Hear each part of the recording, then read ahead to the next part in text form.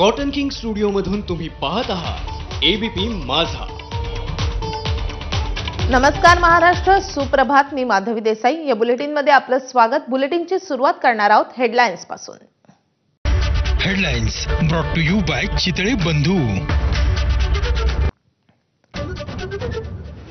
पंतप्रधान नरेंद्र मोदींच्या वाढदिवसानिमित्त आज राज्यभरात भाजपकडून नमो युवा रनचं आयोजन। अनेक सेलिब्रिटी रनमध्ये धावणार, तर युवकांनाही सहभागी होण्याचं भाजपचं आवाहन। नरेंद्र मोदींचे मित्र ट्रम्प यांनी H1 व्हिसाचं शुल्क वाढवलं। राहुल गांधींची खोचक टीका। मोदी देशाचे कमकुवत पंतप्रधान असल्याचाही हल्लाबोल।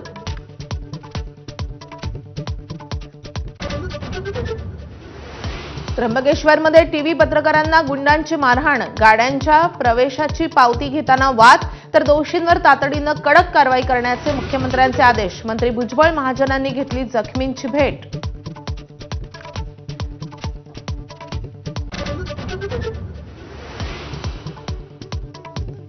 सिंहस्थ कुंभमेळ्याच्या नियोजनासाठी मुख्यमंत्र्यांच्या अध्यक्षतेखालील शिखर समितीची स्थापना, तर मुख्य सचिवांच्या अध्यक्षतेत कार्यकारी समिती गठीत।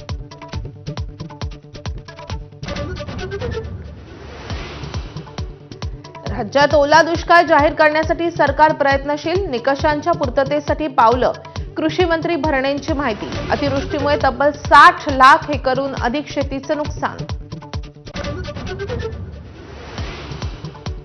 आशिया चषकात भारत पाक आज पुन्हा आमने सामने। सुपर 4 फेरीत दोन्ही संघ भिडणार।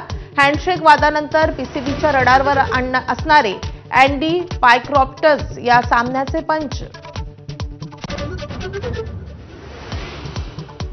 ज्येष्ठ दाक्षिणात्य अभिनेते मोहनलाल यांना 2023चा दादासाहेब फाळके पुरस्कार जाहीर।